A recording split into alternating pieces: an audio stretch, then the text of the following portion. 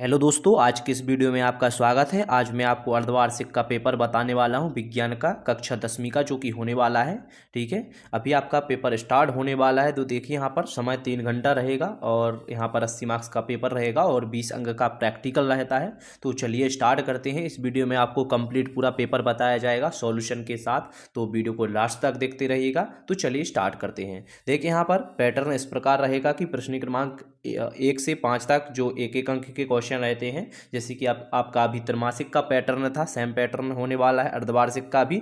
तो चलिए स्टार्ट करते हैं प्रश्न क्रमांक 1 से। और प्रश्न क्रमांक 1 में सही विकल्प पूछे गए हैं। तो सही विकल्प में आप देख सकते हैं कि फर्स्ट क्वेश्चन है कि अलैंगिक जनन मुकुलन द्वारा होता है। तो इसके आप वो आंसर बताए जाएंगे। पहले क्वेश्चन देख लीजिए, इसके बाद में दूसरा देख लीजिए। यहाँ पर निम्न में से कौन सा मानव में मादा जनन तंत्र का भाग नहीं है? तो देखिए 4 ऑप्शन दिए गए हैं, अंडाशय, गर्भाशय, शुक्रवाहिनी और डिंबवाहिनी। और इसके बाद में थर्ड दिया गया है स्वपोषी पोषण के लिए आवश्यक है। तो 4 ऑप्शन दिए गए हैं, देख लीजिएगा आप। इसके बाद फोर्थ है निम्न में से कौन सा लवण क्रिस्टल जल युक्त नहीं है? तो 4 ऑप्शन आपके सामने दिए गए हैं, एक बार जरूर देखें इसे। और 5वां देख लीजिए, इसके बाद में निम्न में से कौन खनिज अम्ल नहीं है? तो 4 ऑप्शन दिए गए हैं, अब इसमें से कौन सा होगा बताइएगा। इसके बाद में देखिए यहाँ पर 6वां दिया हुआ है, पतले तारों में धातुओं के खींचे जा सकने की क्षमता कहलाती है। तो तन्यता, आघात वर्धनता क्या कहलाती है? तो आपको बताना है। यहाँ पर 4 ऑप्शन दिए गए हैं। इसके बाद में देखिए यहाँ पर सेकंड क्वेश्चन आप देख सकते हो। पहले तो अभी और विकल्प रह गए हैं, 2 विकल्प, इनको भी आप देख सकते हो। ठीक है, और साथ ही साथ आप नोट भी कर सकते हो, क्योंकि ये बहुत वेरी मोस्ट इंपोर्टेंट क्वेश्चन है जो कि आपकी परीक्षा में आने वाले हैं। तो इन सभी को आपको अच्छे से याद कर लेना है। और इसके बाद देखिए प्रश्न क्रमांक दूसरा दिया हुआ है, तो इसे देख लीजिए। इसमें रिक्त स्थान पूछे गए हैं प्रश्न क्रमांक 2 में। तो ध्यान से देखिए, फर्स्ट क्वेश्चन है कि वे अभिक्रियाएं जिनमें अभिकारकों के बीच आयनों का आदान प्रदान होता है खालिस्तान कहलाती हैं। तो द्विविस्थापन अभिक्रिया कहलाती हैं। इसमें आपको क्या लिखना है? द्विविस्थापन अभिक्रियाएं। ठीक है, और दूसरा देखिए, किसी रासायनिक अभिक्रिया का समीकरण के रूप में प्रत्यक्षात्मक निरूपण खालिस्तान कहलाता है। तो रासायनिक समीकरण कहलाता है। इसमें आपको रासायनिक समीकरण लिख देना है। थर्ड देख लीजिए, धात्विक ऑक्साइड प्रायः खालिस्तान होते हैं।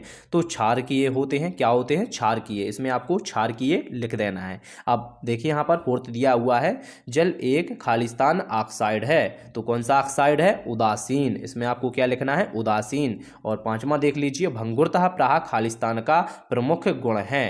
तो अधातुओं का गुण होता है, भंगुरता अधातुओं का गुण होता है। और 6वां देख लीजिए, थर्मामीटर एवं बैरोमीटर में खालिस्तान का प्रयोग किया जाता है। तो इसमें पारा का उपयोग किया जाता है। और साथ में क्या होगा? मनुष्यों में खालिस्तान जनन होता है। तो मनुष्यों में क्या होता है? लैंगिक जनन होता है। और देखिएगा इस यहाँ पर पूरे आंसर लिखे हुए हैं, आप इन सभी को जल्दी से नोट कर लीजिए। जो अभी मैंने बताए हैं ये सभी आंसर यहाँ पर लिखे हुए हैं, तो आप इनको नोट कर सकते हो और अच्छे से आपको एक बार याद कर लेना है सभी को। ठीक है, अब यहाँ पर सही जोड़ी देख लीजिए। तो सही जोड़ी काफ़ी आसान सही जोड़ी है। और इसमें आप देख सकते हो, फर्स्ट दिया हुआ है विद्युत के द्वारा अपघटन। तो इसका क्या होगा? विद्युत अपघटन। ठीक है, इसका यहाँ से आपको मिला देना, विद्युत अपघटन। सोडियम क्या होगा? अधिक क्रियाशील धातु होती है सोडियम का। तो यहाँ पर आप इस प्रकार मिला दीजिए। पादप का लैंगिक भाग क्या होता है? तो पुष्प होता है। क्या होता है? पुष्प होता है। अब यहाँ पर अगला देख लीजिए, अलैंगिक जनन क्या होता है? अलैंगिक जनन होता है काली कायन। ठीक है, तो इस प्रकार लगा दीजिए। और मादा युग्मक अंडाणु होगा। तो इस प्रकार ये आपकी सही जोड़ी कंप्लीट हो जाती है। यहाँ पर देखिए आंसर सभी के लिखे हुए हैं, इनको आप नोट कर सकते हो। अब बढ़ते हैं प्रश्न क्रमांक 4 की तरफ। प्रश्न क्रमांक 4 में एक शब्द या एक वाक्य में उत्तर पूछे गए हैं। तो यहाँ पर आप अच्छे से देख लीजिए एक बार। यहाँ पर देखिए, धातुओं की सतह चमकदार होती है, यह गुण क्या कहलाता है? तो यह गुण क्या कहलाता है? धात्विक चमक कहलाता है। ठीक है, और दूसरा देखिए, पारे की मिश्रातु क्या कहलाती है? तो अमल गम कहलाती है। और थर्ड का देखिए, अयस्कों में उपस्थित मिट्टी एवं रेत की अशुद्धियां क्या कहलाती हैं? तो गैंग कहलाती हैं। ठीक है, गा में एक योग गा। ठीक, इसके बाद फोर्थ देख लीजिए, वायु की अनुपस्थिति में होने वाले श्वसन को क्या कहा जाता है? अवायवीय श्वसन कहा जाता है। 5वां देखिए, पादप के वायवीय भागों द्वारा भास्प के रूप में जल हानि क्या कहलाती है? तो भास्पोत्सर्जन कहलाती है। तो देख सकते हो आप, 5 आंसर यहाँ पर लिखे हुए हैं, अच्छे से आप इन सभी को नोट कर लीजिए। ठीक है, तो इनको जल्दी से आपको नोट कर लेना है, स्क्रीनशॉट ले लेना है और इन सभी को अभी आपको याद करना है। ठीक है, इसके बाद 5वां क्वेश्चन है, तो इसे भी ध्यान से देखिए आप। ठीक है, तो देखिए इसमें पूछा गया है कि श्वसन को ऊष्माक्षेपी अभिक्रिया क्यों कहते हैं, वर्णन कीजिए। अब देखिए यहाँ पर क्वेश्चन एक और बन सकता है कि श्वसन को ऊष्माक्षेपी अभिक्रिया किसे कहते हैं, इसमें पूछा गया है। ठीक है, और 6वां देखिए ऊष्माक्षेपी पूछा गया है, तो हो सकता है ऊष्माक्षेपी और ऊष्माशोषी में आपसे 5 अंतर पूछ लिए जाए या 2 अंतर पूछ लिए जाए, तो आपको इनको अच्छे से याद करना है। अभी इनके आंसर भी आपको मैं बताता हूँ, पहले आप क्वेश्चन देख लीजिए। देखिए 6वां तो हो गया, 7वां देखिए, 7वें में पूछा गया था क्रिस्टलीकरण से आप क्या समझते हो।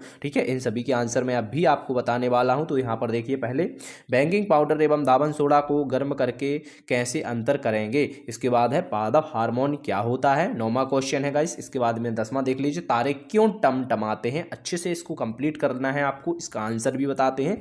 यहाँ पर देखिए आप मेंडल के प्रयोग द्वारा कैसे पता चला कि लक्षण प्रभावी अथवा अप्रभावी होते हैं।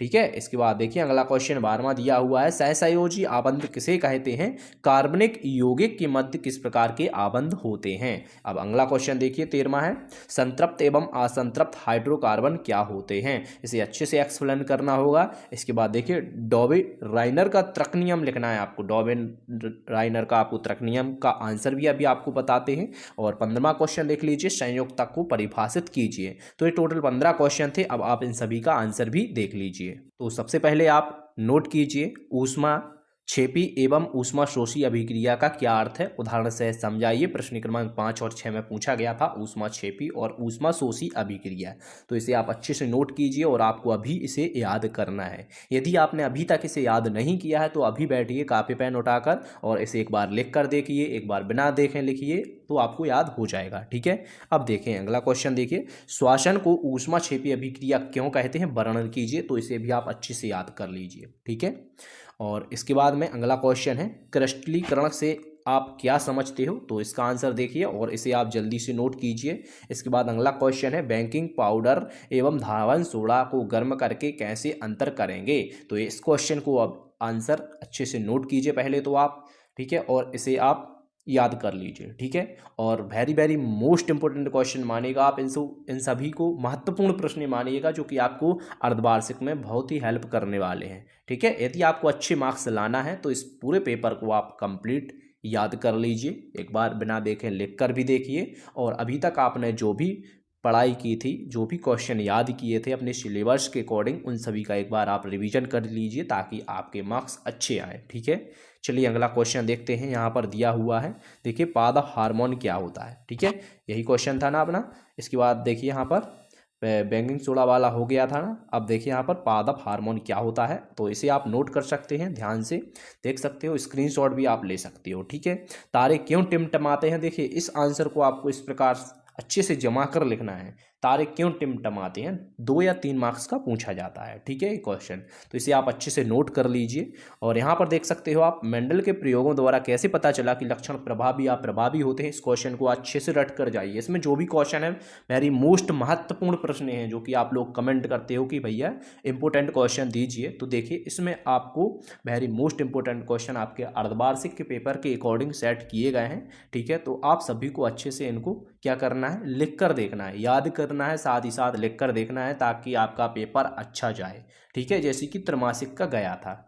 इसके बाद देखिए यहाँ पर सहसंयोजी आबंध किसे कहते हैं, कार्बनिक यौगिक के मध्य किस प्रकार के आबंध होते हैं। तो इस प्रकार देखिए आपको हेडिंग इस प्रकार डालना है जैसे कि यहाँ पर लिखी हुई है सहसंयोजन आबंध, फिर यहाँ से आपको लिखना स्टार्ट करना है। तो क्वेश्चन को कुछ इस प्रकार जमाना है कि यदि 5 अंक का क्वेश्चन आए तो आपको पूरे के पूरे 5 अंक दिए जाए। ठीक है, तो आपको अच्छे से क्वेश्चन को जमा कर लिखना है। अब चलिए आगे बढ़ते हैं। तो देखिए यहाँ पर संतृप्त असंतृप्त हाइड्रोकार्बन क्या होते हैं, तो इस क्वेश्चन को आप नोट कीजिए और इसी प्रकार आपको अच्छे से जमा कर लिखना है। ठीक है, और आपको अदर सब्जेक्ट की वीडियो चाहिए तो जल्दी से चैनल को सब्सक्राइब कर लीजिए, साथ ही साथ आपको बेल आइकन भी प्रेस कर लेना है ताकि न्यू वीडियो की नोटिफिकेशन आपके पास सबसे पहले पहुंचे। ठीक है, और आपको टेलीग्राम से भी जुड़ जाना है क्योंकि वहाँ पर मैं अपडेट देता रहता हूँ, हो सकता है यहाँ पर मैं PDF भी अपलोड करता रहता हूँ। ठीक है, तो आप टेलीग्राम से भी जुड़ जाइए और चैनल को सब्सक्राइब कर लीजिए क्योंकि अर्धवार्षिक पेपर आपके जल्दी से स्टार्ट होने वाले हैं और आज से आपके लिए वीडियो आना भी स्टार्ट हो चुके हैं। ठीक है, इस वीडियो के बाद तुरंत दूसरा वीडियो भी आने वाला है। ठीक है, तो आप कमेंट जरूर कीजिए कि किस सब्जेक्ट का इसके बाद आपको चाहिए। ठीक है, यहाँ पर देखिए डॉबे राइनर का तर्क नियम। तो देखिए इस प्रकार आपको डॉबे राइनर का तर्क नियम लिखना है। ठीक है, पहले तो आपको इस प्रकार हेडिंग देना है। ठीक है, फिर इसके बाद में लिखना स्टार्ट करना है। ठीक है, तो चलिए इसके बाद में अगला क्वेश्चन देख लेते हैं। संयोजकता को परिभाषित कीजिए। ठीक है, तो संयोजकता को आप कुछ इस प्रकार परिभाषित कर सकते हो। तो ये रहे आज के इम्पोर्टेंट क्वेश्चन और ये आपका पेपर था विज्ञान का। अब अगले देखिए, आपको कमेंट कीजिए किस सब्जेक्ट का चाहिए। ठीक है, और इन सभी क्वेश्चन को आपसे एक बार फिर से रिक्वेस्ट है कि इन सभी प्रश्नों को आप एक बार जरूर याद करके जाएं। ठीक है, तो आपका पेपर अच्छा जाने वाला है। वीडियो को आप ज़्यादा से ज़्यादा शेयर कर सकते हो। Thank you.